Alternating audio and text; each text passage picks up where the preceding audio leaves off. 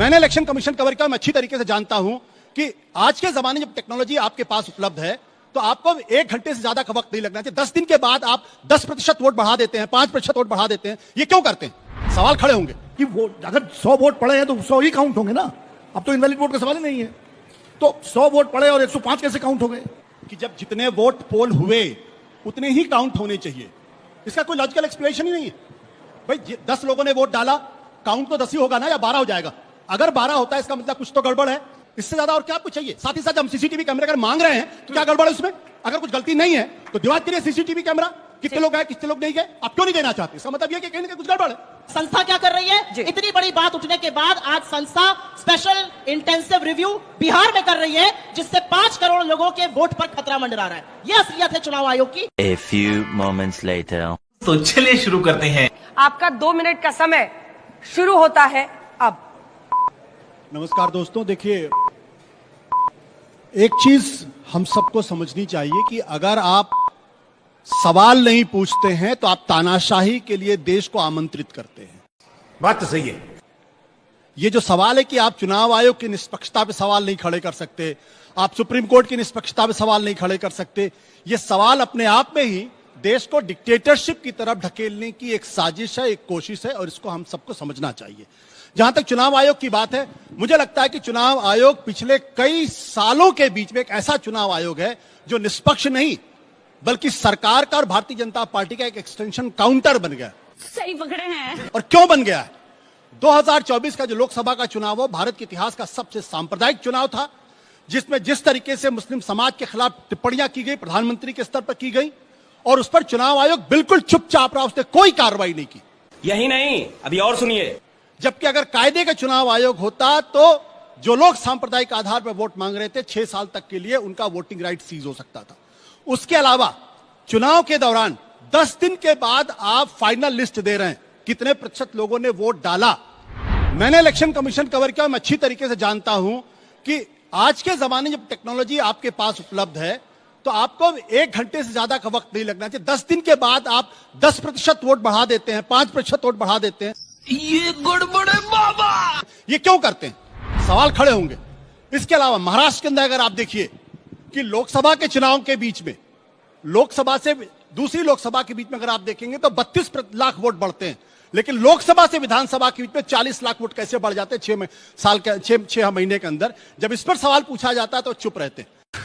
तू समझा? हाँ। नहीं, तू समझा नहीं। इसके अलावा जब इलेक्शन कमीशन से पूछा जाता है कि भाई आप जो वोटर्स है उसकी लिस्ट दीजिए, जो सीसीटीवी कैमरा उसका डिजिटल फुटेज दीजिए, आप मना कर देते हैं। किस बात का डर है आपको? और अगर विपक्ष आपसे सवाल नहीं पूछेगा, अगर सवाल खड़ा करता है तो आपको उसका जवाब देना चाहिए। आप नहीं जवाब देते, इसकी निष्पक्षता पर सवाल खड़े होंगे। बात तो सही है। और समय समाप्त हुआ, समय समाप्त हुआ। तालियां। आप दोनों से अगर जजेस कोई सवाल पूछना चाहते हैं छोटा छोटा, जिसके बाद मैं रिबटल राउंड के लिए अमीन साहब से मेरा सवाल है, क्योंकि चुनाव आयोग से जुड़े रहे हैं आप। 2024 से चुनाव के बाद एडीआर की एक रिपोर्ट आई और वो चुनाव आयोग की वेबसाइट के आधार पर थी, जिसमें कहा गया कि 535 लोकसभा क्षेत्रों में vote poll and vote count में फर्क था। तो उसका कोई एक्सप्लेनेशन आज तक चुनाव आयोग ने नहीं दिया कि वोट अगर 100 वोट पड़े हैं तो 100 ही काउंट होंगे ना।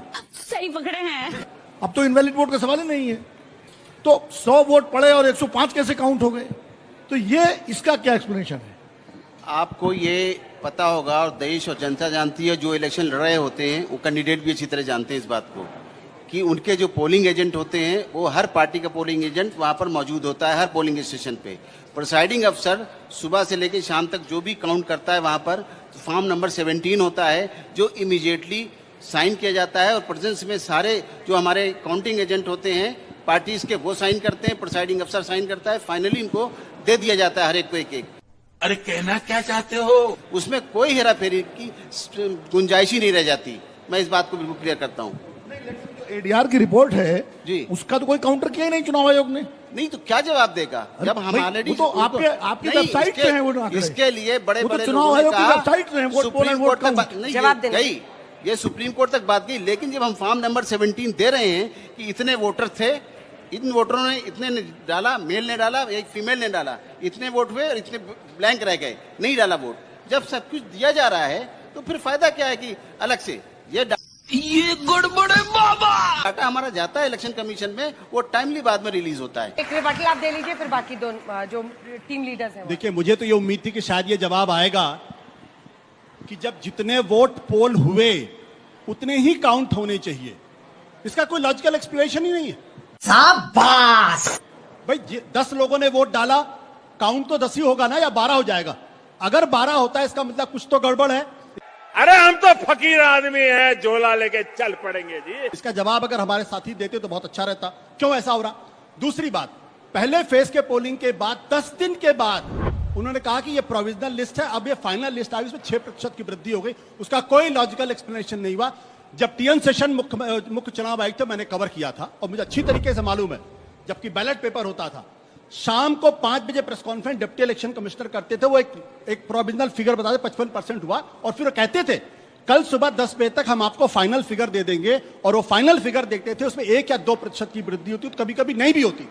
यही नहीं, अभी और सुनिए। ठीक। तो जब टेक्नोलॉजी इतनी एडवांस नहीं थी, तब तो 1% की वृद्धि, 6% 10 दिन के बाद। दूसरी बात भी महत्वपूर्ण बात, सवाल यह कि जब महाराष्ट्र के अंदर 32 लाख वोट आपके 5 साल में बढ़ते हैं, तो 6 महीने के अंदर 40 लाख कैसे बढ़ गए? तू समझा? हाँ।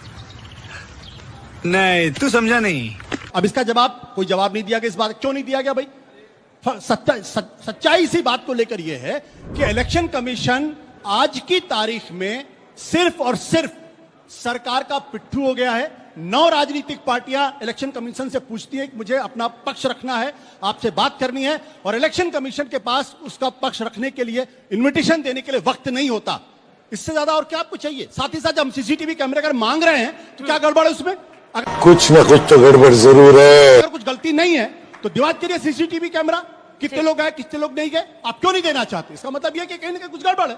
ठीक है, अब आप दोनों अपनी अपनी जगह पर बैठ सकते हैं और अगले जो टीम लीडर्स हैं वो आ जाए। सुप्रिया जी आप आ जाइए। शहजाद पूनावाला जी, आपका 60 सेकंड का रिबटल राउंड, शहजाद पूनावाला आपका शुरू होता है अब। तो चलिए शुरू करते हैं। जो साइड निष्पक्षता पर सवाल खड़े कर रहा है, उसके निष्पक्षता के पैमाने देखो। एक वो है जो पत्रकार रहे हैं, फिर प्रवक्ता बने, फिर से पत्रकार बन गए, और एक वो है जो पत्रकार रही हैं और अगले दिन प्रवक्ता बन गई। ये क्या बात करते हैं यार? निष्पक्षता पर सवाल खड़े कर रहे हैं इलेक्शन कमीशन के। अब उन्होंने कहा कि 32 लाख वोट बढ़े थे 5 साल में, एक गलत तथ्य है। अब निष्पक्ष है तो जानकारी सही दीजिए। 1 करोड़ 20 लाख वोट बढ़े थे 5 साल में, और 45 लाख जो वोट बढ़े थे विधानसभा और लोकसभा के बीच में। ये नहीं बताते हैं कि 2009 हो 2004 हो, 4.5% जो वोट बढ़ा है वो उस समय पर भी बढ़ा था, पर तब तो सुहाना संगीत था और आज सब कुछ खराब है। ये वे नहीं बताते हैं कि तेलंगाना में प्रोविजनल फिगर ऑफ वोटिंग थी 58%, ये चुप है, और वो 63%, और बढ़ते बढ़ते बन गई थी वो 71%, और वहां पर तेलंगाना में इनकी जीत हुई तो कोई सवाल खड़े नहीं करते हैं। ये इनकी निष्पक्षता का हाल है। और आखिरी में मैं कहता हूं, बाकी सब तो छोड़ दो। आशुतोष जी ने स्टार्टिंग में बोला था कि जो लोकतंत्र के साथ होते हैं वो सवाल बंद नहीं करते। आशुतोष जी का 7 जनवरी 2024 का ट्वीट है कि ईवीएम और इलेक्शन कमीशन पर ये जो सवाल उठा रहे हैं, ये धंधा बंद होना चाहिए। आज खुद आशुतोष जी अपने आप को कॉन्ट्रडिक्ट कर रहे हैं। मैं नहीं मानता। सुप्रिया जी आपका 60 सेकंड का समय शुरू होता है अब। इस फिक्स मैच पर सवाल उठाना इसलिए जरूरी है क्योंकि इसी की बेसिस पर हमारा लोकतंत्र टिका हुआ है। कमलेश जी ने सवाल पूछा, इधर उधर से इंफॉर्मेशन आ रही है। मैं 4 तथ्य आप लोगों के लिए और जजेस के लिए रख देती हूं। 2019 के विधानसभा चुनाव महाराष्ट्र और 2024 के लोकसभा चुनाव में महाराष्ट्र में 31 लाख वोट बढ़े। लोकसभा चुनाव 2024 से विधानसभा चुनाव 2024 के 5 महीने में 41 लाख वोट बढ़े। यही नहीं, महाराष्ट्र के टोटल वोट महाराष्ट्र की अडल्ट पॉपुलेशन से ज्यादा है। ये मेरे नहीं, ये ministry of health and family welfare department का आंकड़ा है। एक सच ये है कि महाराष्ट्र में 58% वोटिंग पहले बताई गई, वो बढ़ के 66% हुई। अगर 5 बजे के बाद लाइन में खड़े होकर लोग वोट दे रहे हैं और उनका वोट बढ़ रहा है तो 10 घंटे अतिरिक्त 12,000 बूथों पर वोटिंग होनी चाहिए थी। बात तो सही है, जो कि नहीं दिखी। 10 घंटे अतिरिक्त चलती, वो नहीं दिखी। असलियत यह है कि 8 करोड़ 98 लाख वोटर थे। 8 करोड़ 98 लाख वोटर थे 2019 में, वो बढ़कर 9 करोड़ 70 हो गए। लेकिन इसके बारे में कोई जवाब नहीं। ये चुप है। जजेस आपसे भी सवाल पूछ सकते हैं। ये सवाल बहुत दिनों से उठ रहा है कि चुनाव आयोग निष्पक्ष नहीं है। टीएन शेषन साहब तो अंपायरिंग के बाद बैटिंग भी करने आ गए थे। तो ऐसा इतिहास रहा है। और सवाल सुप्रिया जी ने सही कहा कि सवाल उठाना जिस दिन नाजायज हो जाएगा किसी के भी, किसी से भी, वो उस दिन लोकतंत्र नहीं बचेगा। सवाल तो उठाना ही चाहिए। पर अगर अंपायर पे लगातार शक हो और बार बार शक हो और 10-12 साल से शक हो तो मैं तो ना खेलूं। फिर मैं ना खेलूं। फिर मैं नहीं खेलूंगा। क्यों? जब समझ गए मैं। हाँ, ऐसा क्या है कि विपक्ष इकट्ठा होकर इनकार क्यों नहीं कर देता कि जब आपको भरोसा ही नहीं है। और आपने ये शब्दों में कहा है, कई बार कहा है, बार बार कहा है कि हमें अंपायर पे भरोसा नहीं है।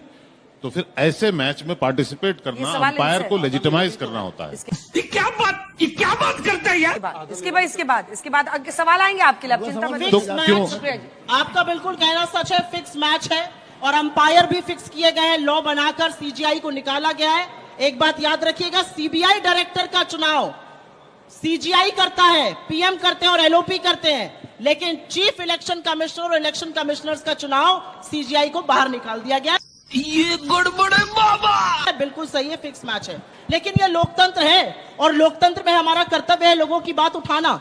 38% या 35% जो भी इनका वोट शेयर है, वो इनका वोट शेयर है। 62-65% जनता इनके खिलाफ है, इनके मत से वो अग्री नहीं करती है और उनकी आवाज उठाना, उनके चीजों को मैदान में उठाना, चुनाव लड़ना हमारा कर्तव्य है। शाबाश। यही नहीं, अभी और सुनिए। अगर हम संस्थाओं पर सवाल उठाएंगे तो इस विश्वास से उठाएंगे कि संस्थाएं स्वतः उसका संज्ञान लेके करेक्शन करेंगी। और संस्था क्या कर रही है? इतनी बड़ी बात उठने के बाद आज संस्था स्पेशल इंटेंसिव रिव्यू बिहार में कर रही है, जिससे 5 करोड़ लोगों के वोट पर खतरा मंडरा रहा है। यह असलियत है चुनाव आयोग की।